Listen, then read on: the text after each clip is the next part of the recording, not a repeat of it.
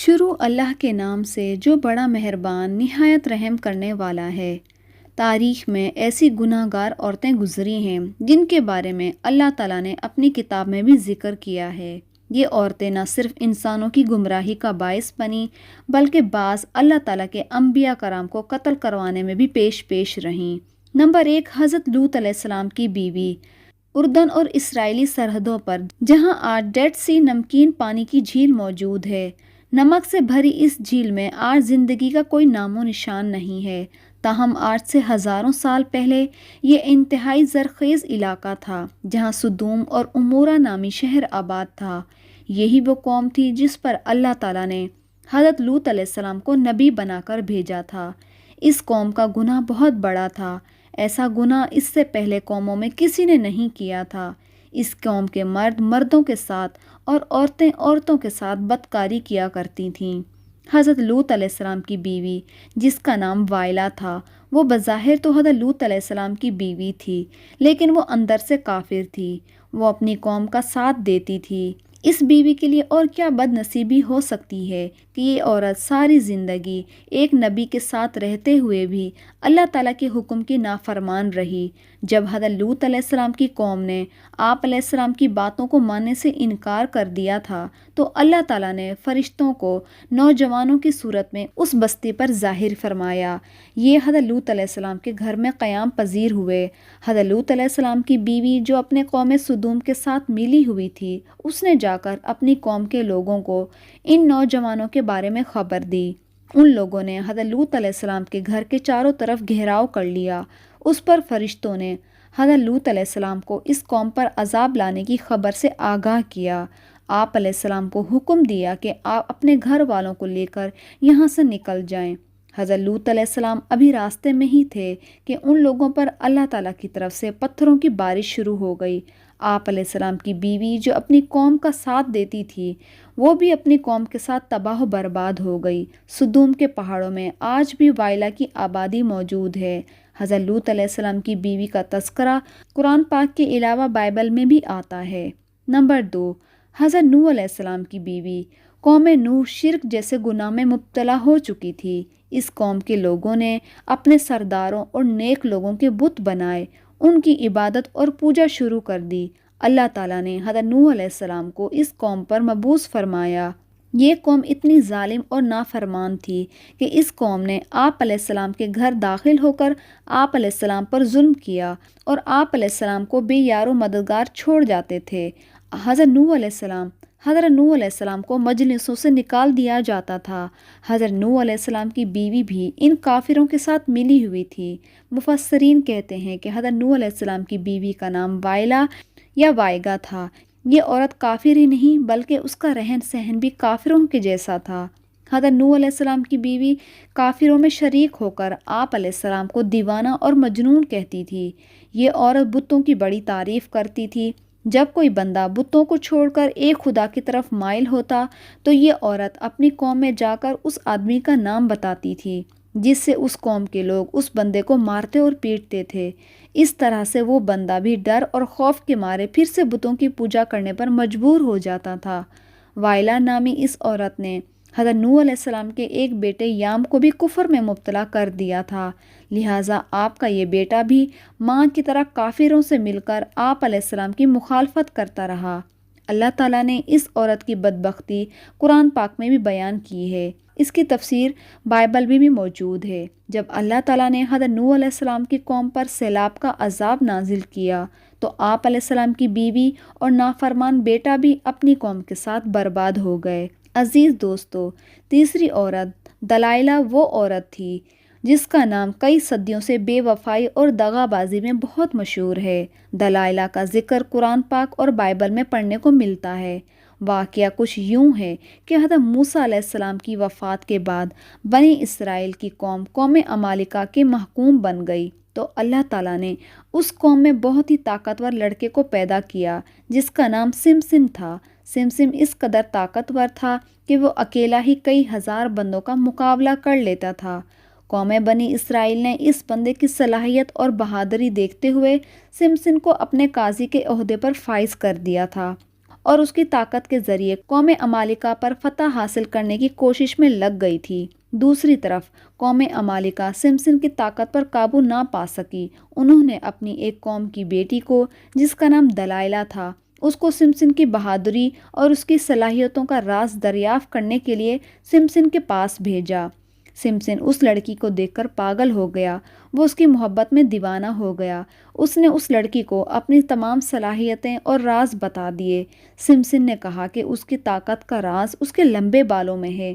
ایک دن موقع پاتے ہوئے دلائلہ نے سمسن کے لمبے بال کاٹ دیے۔ اسی رات قوم عمالقہ نے بھی سمسن پر حملہ کر کے اس کو گرفتار کر لیا۔ جب ایک دن قوم عمالقہ سمسن کو گرفتار کر کے جشن منا رہی تھی تو اس نے اللہ تعالیٰ سے دعا کی، اے اللہ تعالیٰ مجھے معاف کر دے۔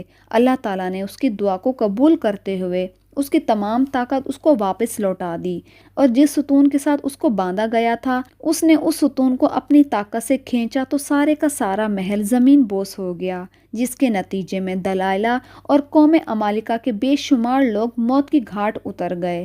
نمبر 4، جیزابل لبنان کے بادشاہ کی بت پرست بیٹی تھی۔ اس کی شادی قوم بنی اسرائیل کے بادشاہ اخیب سے ہوئی۔ جیزابل نے نہ صرف اخیب کو بتوں کی پوجا پر لگایا بلکہ تمام ریاست کو ایک خدا کے ماننے کے بجائے بے شمار بت بنانے کا حکم بھی دیا، تاکہ لوگ ان بتوں کی پوجا کرتے ہوئے گمراہی سے باہر ہی نہ نکل سکیں۔ ایک دن قوم کے نیک بندے یرمیہ علیہ السلام نے جیزابل اور اس کے شوہر کو کہا کہ تم سب لوگ بتوں کی پوجا کرنے کے بجائے ایک خدا کی عبادت کیا کرو، اس میں ہی تمہاری بھلائی ہے۔ اس ظالم عورت نے نیزے کا اتنا شدید وار کیا کہ جس کی وجہ سے وہ بوڑھا آدمی شہید ہو گیا۔ اس نیک بوڑھے انسان نے اس عورت کو بد دعا دی، بہت ہی جلد تیرے حسین اور جمیل بدن کو کتے نوچ نوچ کر کھائیں گے۔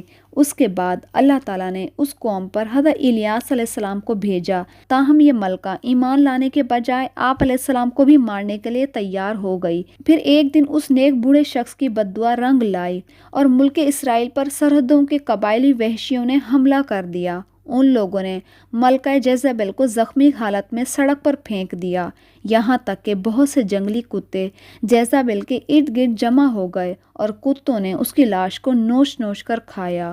نمبر 5، اتالیہ حضرت الیاس علیہ السلام کے دور سے تعلق رکھنے والی ایک جیزابل کی بیٹی تھی جس کا نام اتالیہ تھا۔ یہ لڑکی بھی اپنی ماں کی طرح بہت حسین و جمیل تھی، یہ بھی کافر تھی۔ اس کی شادی یہودا کے بادشاہ یورام سے ہوئی تھی۔ اس قوم میں ہر جگہ بتوں کی عبادت ہونے لگی تھی۔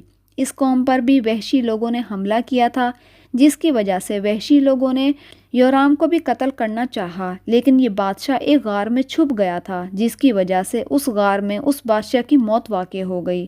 جب وحشی ملکہ اتالیہ اور اس کی بیٹی اغزالیہ کو اپنے ساتھ لے گئے تھے، ان ماں بیٹی کو بہت ہی ذلیل کرنے کے بعد ماں اور بیٹی کو آزاد کر دیا گیا۔ اس کے بعد اتالیہ نے بتوں کی عبادت سے توبہ کر کے حضرت موسیٰ علیہ السلام کے مذہب پر آ گئی تھی، لیکن اس تبدیلی کو سال بھی نہیں گزرا تھا کہ اتالیہ پھر کفرانہ کاموں کی طرف لوٹ آئی۔ اس کی بیٹی کے قتل کے بعد ملکہ اتالیہ کو ہی سلطنت یہودا کا تاج پہنا دیا گیا۔ اس نے اپنی دولت کے نشے میں آ کر اپنے پوتوں کو قتل کروا دیا، پھر اپنی رعایا پر بھی بہت ظلم و ستم کرنے لگی۔ تاہم اس کا پوتا جو اس سے جان بچانے میں کامیاب ہو گیا تھا، یہودا کے لوگوں نے اس کو اپنا بادشاہ بنا لیا۔ یہ ملکہ اتالیہ اپنے محل کے باہر اپنی ہی قوموں کے ہاتھ بہت ذلیل و رسوا ہو کر مر گئی۔ اتالیہ کا ذکر بائبل میں بھی موجود ہے۔ نمبر 6 پر ہیروڈیاز ہے۔ اگر تاریخ انسانی کی سب سے گناہ گار عورت کہا جائے تو غلط نہیں ہوگا، کیونکہ یہ عورت حضرت یحییٰ علیہ السلام کے قتل کی ذمہ دار ہے۔ حضرت عیسیٰ علیہ السلام کی پیدائش سے چند برس پہلے کی بات ہے کہ ہیروڈیاز ایک غریب اور بہت ہی حسین جمیل عورت تھی۔ فلسطین کے خاندان کی بہو بن گئی۔ ابتدا میں اس کی شادی شہنشاہ کے دوسرے بیٹے ہیروڈوس سے ہوئی تھی اور اسی ہیروڈیاس کے گھر ایک لڑکی پیدا ہوئی۔ تاہم جب وراثت کی تقسیم کے بعد جب ہیروڈیاس نے دیکھا کہ سب سے زیادہ طاقتور فلپ کے بھائی اینٹی باس کے حصے میں آئی ہے تو اس نے اپنے شوہر کو چھوڑ کر اینٹی باس سے شادی کر لی۔ ان دنوں اللہ تعالیٰ کے نبی حضرت یحییٰ علیہ السلام، جنہیں اہل کتاب یوحان کے نام سے پکارتے ہیں، لوگوں کو درس اور تدریس دینے لگے۔ ہیروڈیاس کو آپ کی دینی باتیں پسند نہیں آتی تھیں، جس کی وجہ سے اس نے حضرت یحییٰ علیہ السلام کو گرفتار کروا دیا۔ ہیروڈیاس نے کافی بار کوشش کی کہ وہ اپنے شوہر اینٹی باس سے آپ علیہ السلام کے قتل کے احکامات جاری کروائے، تاہم اینٹی باس ایسا نہ کر سکا۔ ہیروڈیاس کی بیٹی سلومی اب جوان ہو چکی تھی۔ جب اس نے حضرت یحییٰ علیہ السلام کی معصومیت اور نور کو دیکھا تو آپ علیہ السلام کے اوپر فدا ہو گئی۔ اس نے آپ علیہ السلام کو گناہ کی دعوت دی، لیکن آپ علیہ السلام نے اس کی طرف آنکھ اٹھا کر بھی نہیں دیکھا۔ اب یہ دونوں ماں بیٹی یحییٰ علیہ السلام کے خلاف ہو گئی تھیں۔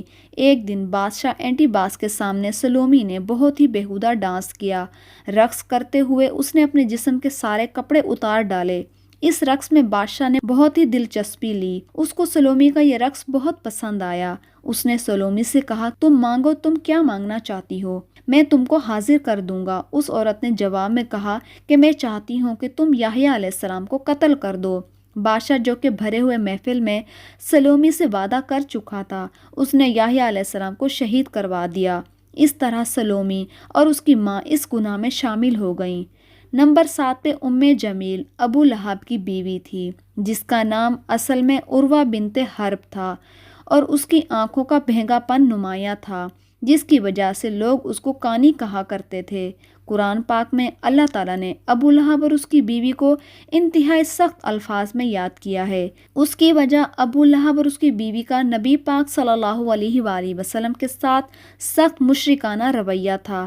یہ دونوں میاں بیوی آپ صلی اللہ علیہ وآلہ وسلم کو تکلیف اور اذیت پہنچانے کا کوئی بھی موقع ہاتھ سے نہیں جانے دیتے تھے۔ روایتوں کے مطابق جمیل حضور صلی اللہ علیہ وآلہ وسلم کی راہ میں کانٹے بچھایا کرتی تھی۔ جب سورہ لہب نازل ہوئی تو ابو لہب کی بیوی غصے سے بے قابو ہو گئی اور بہت بڑا پتھر اٹھا کر مکہ میں آپ صلی اللہ علیہ وآلہ وسلم کی تلاش میں نکل پڑی۔ یہ کعبہ میں ابو بکر صدیق رضی اللہ تعالیٰ عنہ کے سامنے اس حالت میں آئے کہ اس کے منہ سے جھاگ نکل رہی تھی۔ یہ نبی پاک صلی اللہ علیہ وآلہ وسلم کے خلاف انتہائی نازیبا الفاظ بھی بول رہی تھی، حالانکہ آپ صلی اللہ علیہ وآلہ وسلم حضرت ابو بکر کے ساتھ ہی موجود تھے، لیکن اللہ تعالیٰ کی رحمت اور کرم سے جمیل آپ کو دیکھ نہ سکی اور وہاں سے گھر کی طرف روانہ ہو گئی۔ بے شک جمیل تاریخ کی بدترین عورتوں میں شامل ہے، کیونکہ اس نے نبی پاک صلی اللہ علیہ وآلہ وسلم کو، جو وجہ تخلیق کائنات ہیں، حضرت محمد مصطفیٰ صلی اللہ علیہ وآلہ وسلم کو بے شمار تکلیفیں پہنچائی تھیں۔ امید ہے کہ آپ کو یہ ویڈیو پسند آئی ہوگی۔ پسند آنے کی صورت میں ویڈیو کو لائک، چینل کو سبسکرائب کریں۔ جزاک اللہ۔